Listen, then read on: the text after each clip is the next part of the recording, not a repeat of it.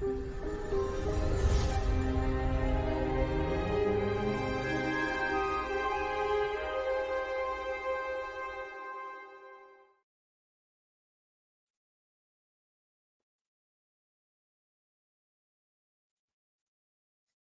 there, everybody. Welcome to the Q&A session for the end of So You Want to Be an Authortuber. My name is Jenna O'Malley. I'm your soul writer, author of sci-fi fantasy with dashes of romance and nerdy references. Thank you for everyone who is currently going through the course or who may have already completed the course proper. We're going to go ahead and cycle through a couple of the questions that I was given live. If you do have any questions while we're going along, please do not hesitate to go ahead and also ask those questions in the chat box. If you are on the replay, welcome. Please do also feel welcome to add comments into the replay, and I will answer them there to my best ability or make a video if it's too complicated. Great to see you, everybody. So first things first, the pre-submitted question we have is, can I cross into BookTube content with my channel? Why or why not? There's actually a couple of AuthorTuber channels already who do that. I can think of right off the top of my head, Qwordy, Qwordy. She does a little bit of both BookTube and AuthorTube stuff because she's a reader and a writer. A lot of us people who are readers are logically so also writers. So it definitely makes sense for us to go ahead, and if we feel like coordinating that content, we can. I'll admit there is an abandoned playlist on this channel, not really abandoned. I said hiatus. I should say hiatus, where I was doing book reviews of a mix of different books, some indie, mostly indie, some trad. So I did it. I called it Fiction in 5, where I did my review in 5 minutes or less, kept it a short form content. But it's up to you if you want to include those things. I've seen people include who are authors do BookTube content in shorts only to help fellow authors advertise their books. That's up to you if that is an avenue of giving back to the community that you would like to use to your benefit. Hi, Rita. It's good to see you. It's good. Actually, no, this one is an actual live stream. The last ones were all pre-recorded. So thank you for being here. I'm actually here live. Sorry to cause confusion. Yes, the first 6 were pre-recorded. This one is me actually on screen with y'all. So the second, if you do have a question, go ahead and add it there in the chat box if you would like, and I will answer it. I just had a couple of people send me stuff ahead of time. So can I use TikToks therefore as shorts? Especially if you've already started doing some TikToks in some way, shape, or form, especially in something like Canva or the other app. I don't use this one. This is the one that a lot of other people use. It's called CapCut, CapCut.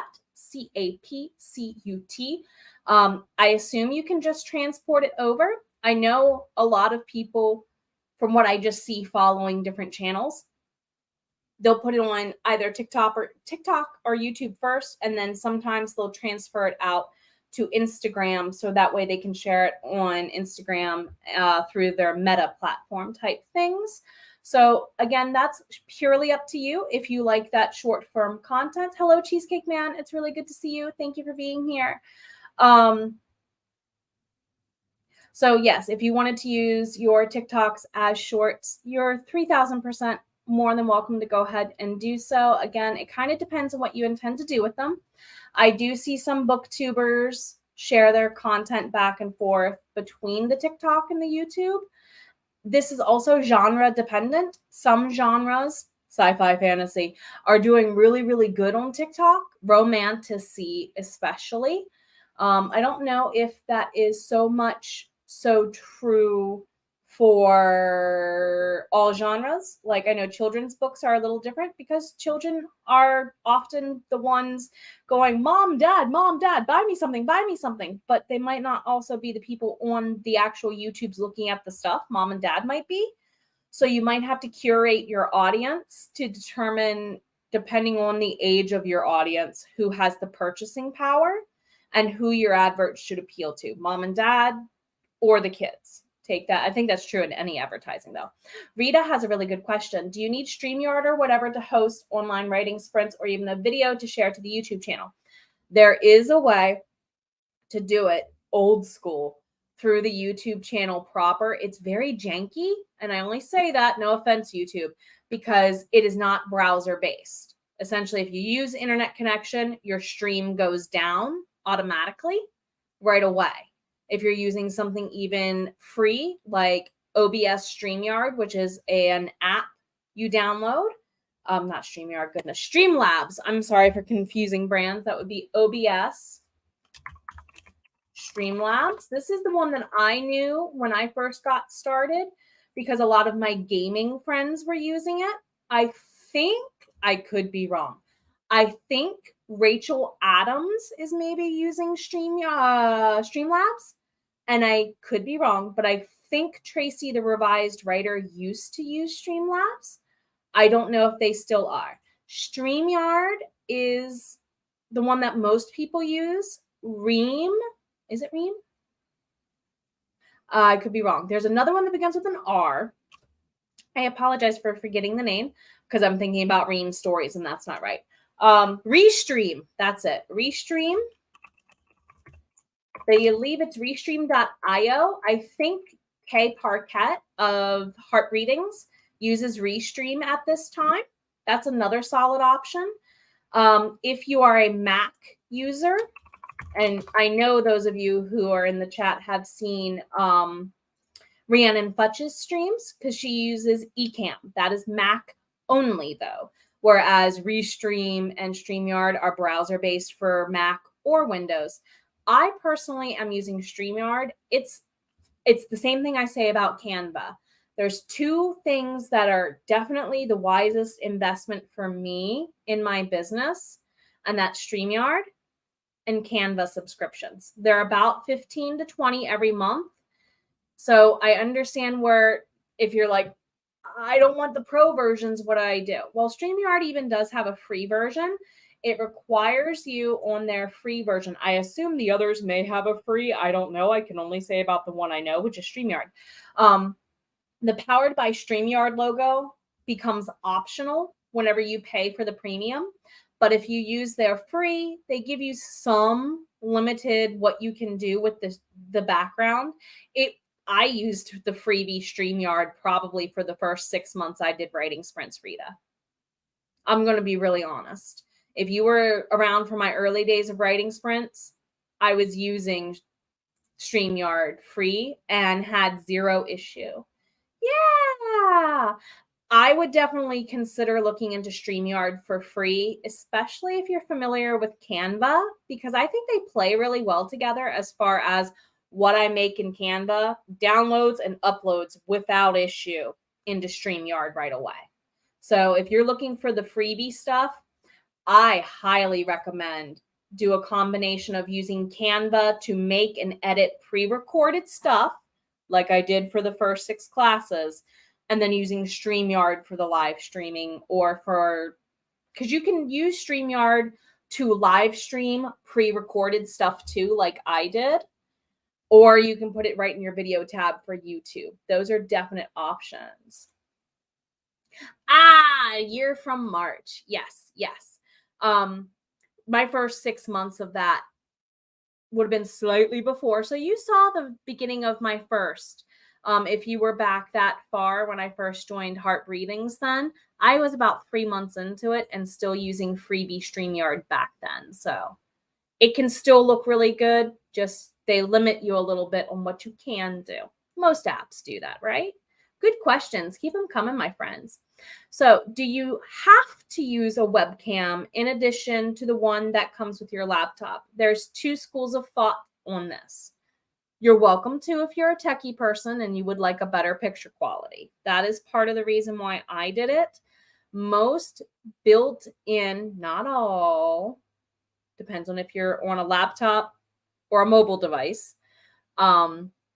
Most built-in webcams aren't as high definition quality as most USB webcams. Part of that just is, well, they're trying to save space in your laptop or whatever. So that way they're going to put something that's maybe mediocre unless you paid to upgrade the internal. I personally prefer having an external USB plug-in one because video technology has rapidly grown so much. Even in the last 2 or so years I've done YouTube, I would much rather have a higher quality mic that looks, or sorry, camera that looks better as my internal tech upgrades. So that could also be it. What if you compare your internal built-in camera to whatever external camera you're attaching to it, which one looks better, which one works better for you? I actually use my tablet that I got for my birthday from my husband last year that I mentioned in the course as my vlogging camera right now, because it's better than my cell phone camera. And it means I'm not attached to my computer. So some people, depending on what their tablet allows them to do, will double use their tablet or their phone as their camera. I'm not that tech savvy to figure out how to make that happen, but there are YouTube videos on how to do it. I do know that you could also use your tablet or your phone as a secondary document camera.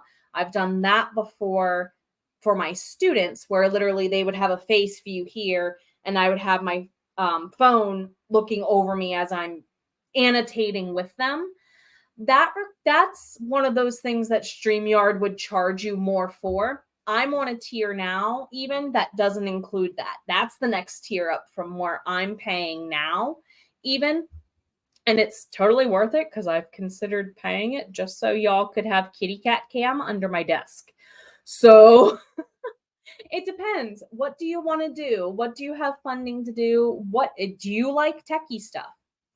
Not all. A lot of us YouTubers love techie stuff as much as we love our stationery and things, right? So know what your budget is, know what you desire to do with your camera as well. Rita, so I shouldn't bother to search for a webcam. What's the quality of it though? Because the camera I'm using is 3 or 4 years old. You see what I mean?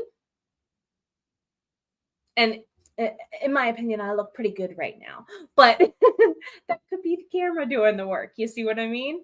So if it is 4 or 5 years old, I would pull it out and give it a gander before buying new, because then you at least have a starting point. My camera also was a birthday gift. It was 25, 30 bucks. Webcams, good webcams are cheap. You could get a really good one for a birthday present if you were to ask, or they make great stocking stuffers is what I heard another YouTuber say. I'm like, yeah, they kind of do, because around Christmas they do drop to that 10 to 20 to 25 range for stocking stuffers. So don't be afraid to say, hey, kiddos, if you have children, mama needs a new webcam. Your kids would hook you up, Rita. I'm sure if you were to tell them, I just want a webcam, you wouldn't have to tell them the specs you would need. Because my mother-in-law said, send me a link. But I have seen other YouTubers say to their spouse or whomever, I need XYZ, and it just showed up, and it doesn't hurt to ask, and it doesn't cost you money. So next one, keep those questions coming. How do I promote my videos? Various ways. I, of course, some of you saw me post on my Facebook and my Instagram and my YouTube tab, my community post tab. I sometimes post stuff there. Newsletters, big thing to do is to get your newsletter posts to reflect what you do on your YouTube channel. Recap it, right? Like a blog. Sometimes I'll do a blog version of my vlogs, my B vlogs, V vlogs, so they kind of match. Sarah Cannon kind of does that sometimes too, if it's appropriate. Definitely, if you took my course when you start your channel, you should come to me and say, Jenna, can you brag about me? You took my course. I'll brag about you 1000%. Definitely, if you're in a community that has multiple authors and multiple faces in it, ask ahead of time before a live stream, not during a live stream. It's bold if you want to go that way, but I think it looks better personally. This is a me opinion. If say I wanted Melissa of Power Play Press, Jody Jean Daniels, and a couple of the other Heart Breathings writing community peeps to advert something on my behalf, like say I have a book dropping or a video dropping about something or other, I would reach out to them in private and say, hey, can I share this thing in your stream, or could you? Now, sometimes I naturally grab stuff, just what I see people posting on Facebook anyway. But if you reach out to me before my streams and ask, I'm likely to say, yeah, just send me the link, especially if you're part of the community and you uphold people like Rita. So Rita didn't think it was too expensive and maybe easier just to find a new one. There you go. That's a smart move, Rita. I like the way you think. Yes. Amazon gift cards are an amazing help me start my business. I am of the opinion that as a teacher, I should have gotten a classroom shower, like someone gets a baby shower. I take care of other people's babies. Well, my business is my baby. Can I have a business shower? And this kind of falls right into it. I love this mindset. Yes, yes, yes, yes, yes. 3,000%. So other ways to promote your videos is to also do content on other people's stuff. Some of my aforementioned hiatus list of book reviews from Fiction in 5, the people have had their fans come back to it. Some of my viewers are fans from other people's newsletters because they also either got a book review from me a year plus ago, or they're a part of my podcast listening to the voices in our heads. So if you know somebody who runs a podcast, reach out. And I can tell you that there are avenues to find ways to get yourself on a podcast. If you want to know more about that, I have a link I can send you later. Contact me, please, and thank you. So we are going to finish 3 more questions, take any more questions from chat, and then we'll wrap up our half an hour or so together. Thank you again for being here live or on the replay. Check the like, comment, subscribe as you see fit and need. So how much time and effort should I put into my channel? Don't be a workaholic. Cheesecake Man, I know you're in the audience and laughing. Don't be like your teacher. Do as I say, not as I do. That applies. Your YouTube channel should not take over your life. If you are doing something akin to Sarah Cannon's HB90, be careful to block and limit your time if you get addicted to making stuff that's creative. Because sometimes creating YouTube things can become addicting in some ways. If it's working for your channel, that's good. If it's not working for your channel, Are you spending your energy wisely? Could you be putting your energy better in other places? This is why I say it is key in that course to go back throughout the life of your channel and reflect. Look at your analytics on the inside. How did a video do? Things of that nature. And then kind of gauge your future projects and decide, well, this topic is very similar to that topic. Should I put it on a back burner? Those kind of things can also be part of your reflective decision-making process at this time. I would definitely say the whole, not necessarily writing to market, but knowing what your viewers really crave most will play into your benefit. And the algorithm is changing all the time. It just had a huge change this summer, and a lot of us are still trying to retweak our visions and missions to get it to be back on track, I think. So next to last question. What should I consider when sending proposals to businesses, i.e., should it be a specific location and why? Now, this is relating to the part of the course I think the person was asking about, I think in class 5 or 6, episode 5 or 6, where I had mentioned that you could work with other channels and how sometimes travel YouTubers get complimentary meals or complimentary hotel stays and things.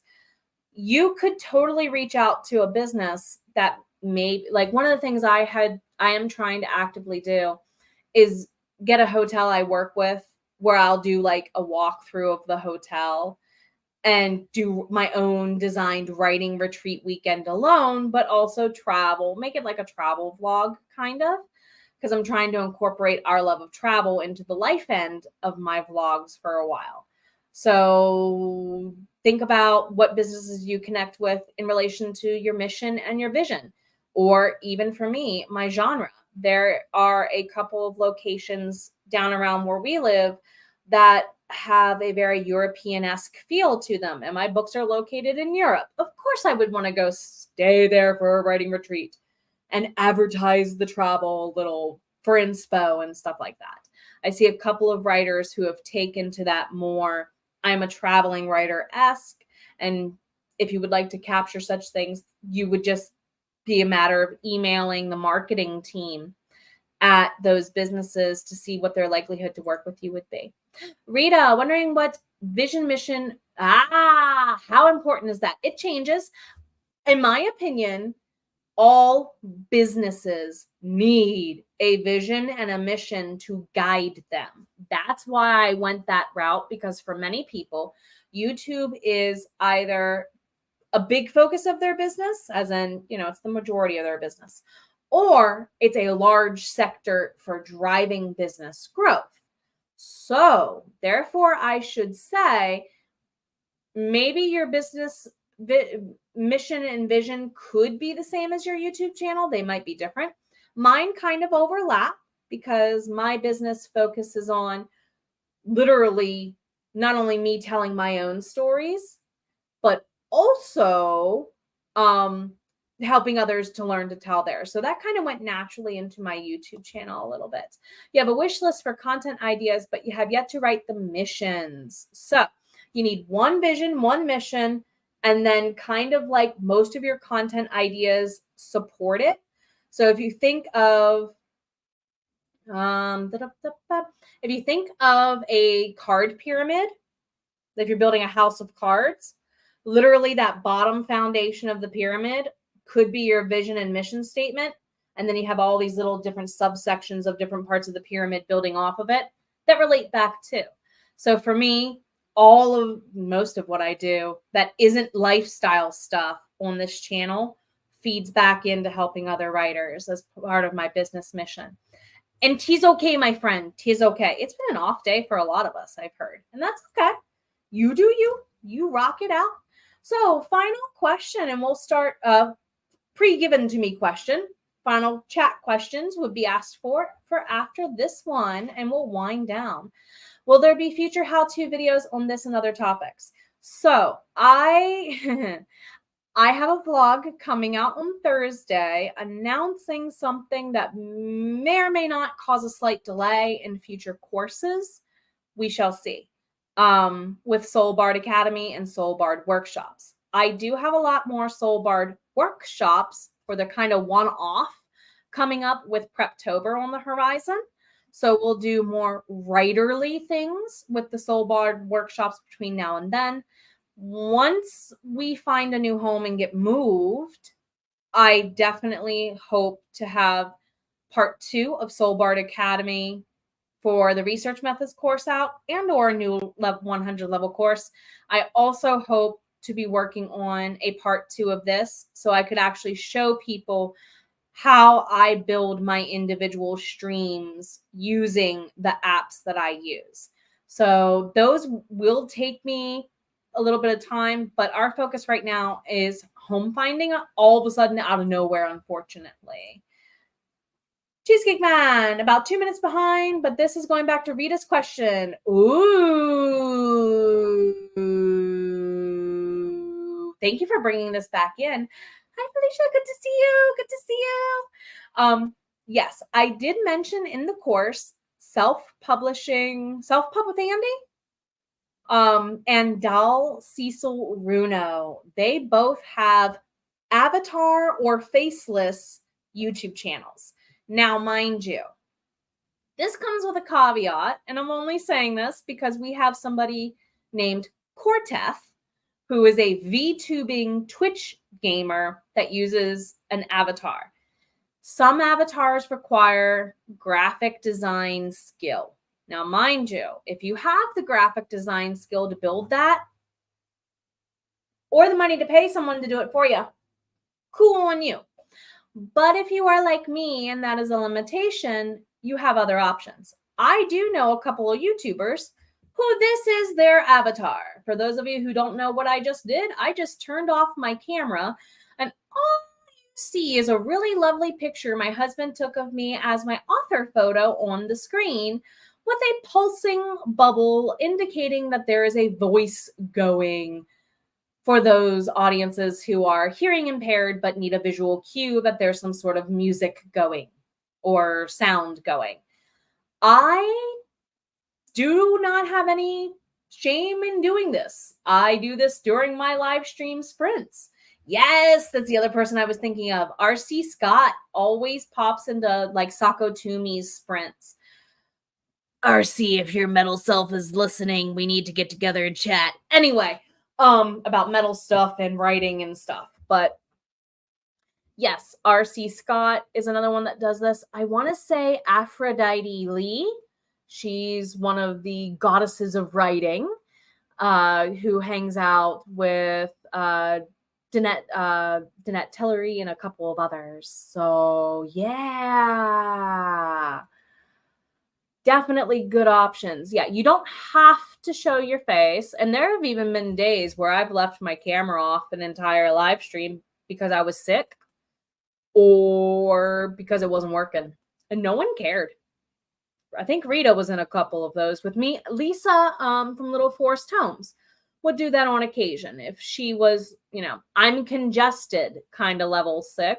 Because for some of us who get really bad sinus issues, we swell up. And there are days where I'm like, I don't know if I want to show my swollen face, but I still want to sprint. Different reasons, different things. You find the avatar chatting sprints like what you're doing now? It can be. For some people, yeah, you like to see my face. You like the human interaction of my hands, too. For some people, I only know this from watching TED Talks. So Pub of Andy does it, too. Yes, or Lisa would do it when her kids were, I think Angela has done that once on the weird occasion. They're like, share on screen real quick. It's fine. So it's up to you what you want to do. But TED Talk, that's where it was. TED Talk, have you ever noticed the really well-performing TED Talks? People talk with their hands. They're very Italian Catholic about it. I only say that because I grew up around Italian Catholics, no offense. But they talk with their hands, stereotypically so. And for some of us, we tend to be more engaged with that when we see the hands going. And therefore, if you look at the TED Talks, the ones that do the best are where you see people's hands. It's weird. Or the animated ones. Yeah, animated TED Ed does amazing. Dull Cecil Runo has an animated avatar. It's 8-bit Mario level animated, but she walks a little across or floats a little across the screen sometimes.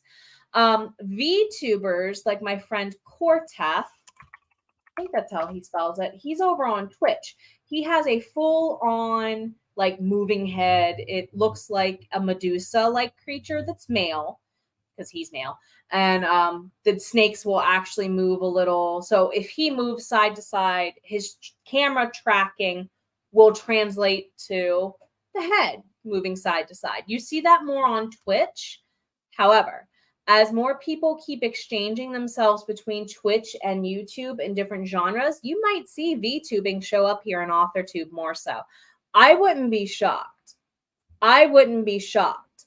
That costs a lot of time and monies, though, as my friend Cortef can attribute. He has to pay one of our friends to draw it and then to animate it. Angela, I was just bragging on you a little bit there. It's good to see you. Thank you for stopping by. So I'm going to actually take your final questions and we will wrap on down. Almost a perfect half an hour long. That's where I was trying to keep it to. Thank you all for being here. As you're wrapping up, don't forget there is a paid course on research methods and techniques available now for purchase over on Teachable. There should be a link in the description box.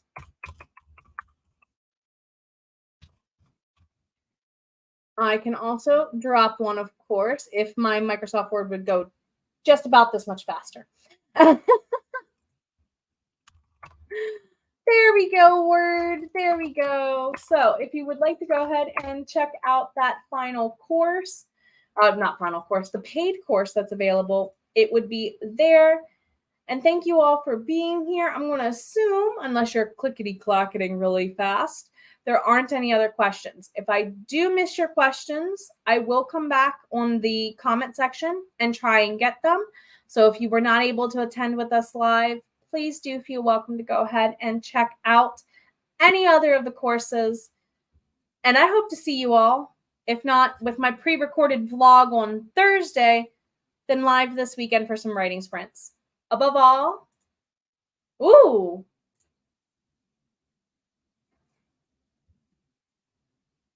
hoping to have your channel for the end of October. How do you go about having other hosts? Well, you have one now. You just asked me. You just asked me. Hint, ask. Yes, this is definitely a moment where, like, I'm not saying that Angela would say yes, but I imagine when Angela asks Rhiannon and Renee to visit with her, she probably sends them a Facebook message asking, hey, do you want to join me? That's how most of the time it works for me. And I'm assuming, as far as like building the stream, I could help you build the stream. If you want me to help you the first time, you can ask one of, I know I would say yes. If you needed help ahead of time, poke my brain, okay? Send me a message. If you are like, I want to go live, I need help now, we'll make a Google Meet, okay? So that applies to those of you who have taken the class. If you're feeling stuck and you're like, I really need some one-on-one time to get this, I'm here for that too. But otherwise, if there's anything else I can do, yeah, I was too. We'll get you through this. We'll get you through this. We promise. You are not alone. I will say that. It feels alone. I'm sitting all by myself for once in this room. There's no cats. It feels alone. You can do it. You are not alone. You are definitely not alone in this community, sweetheart, because we'll take care of you. Above all, in the meantime, take care of yourself. I know you're worth it. See you this weekend.